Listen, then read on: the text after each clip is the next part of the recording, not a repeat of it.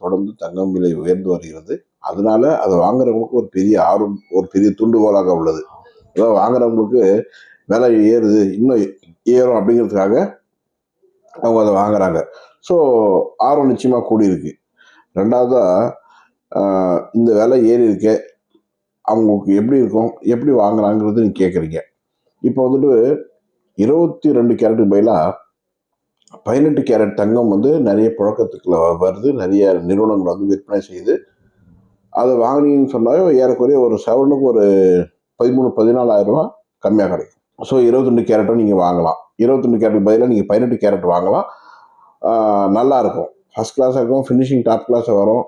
வெறும் ஆசிய நாடுகளில் மட்டும்தான் இன்னும் நம்ம 22 கேரட்டை பயன்படுத்திட்டு வரோம். ஆசிய நாடுகளை தவிர்த்து மற்ற நாடுகள் எல்லாமே பார்த்தீங்கன்னா 18 கேரட்டுக்கு மாறிட்டாங்க. அதுவும் ஹால்மார்க் நகையே வருது. அதனால அது வாங்கினீங்கன்னு சொன்னா ஒரு கிராமுக்கு ஏறக்குறைய ஒரு 1000 ரூபாய்க்கு மேலே 1300 அளவுக்கு வந்து இது குறைச்சலாக இருக்கும். ஸோ அது வாங்கும்போது நம்மளுக்கு காசு மிச்சப்படும். இப்போ பார்த்தீங்கன்னா இதுக்கு 74,000 ரூபா சவரம் இருக்கு தங்கம் அப்படின்னு சொன்னால் 22 கேரட்டு. இது வந்து ஒரு 60,000 ரூபா சவரனுக்கு, ஏற்கனவே 14,000 ரூபாய் ஒரு சவரனுக்கு கம்மியாக வரும்.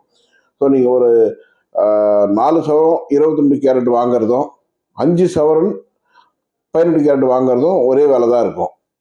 அதனால அது மாதிரி அது பண்ணலாம். அது வந்து கரெக்டான ஒரு விஷயமா அது இருக்கும்.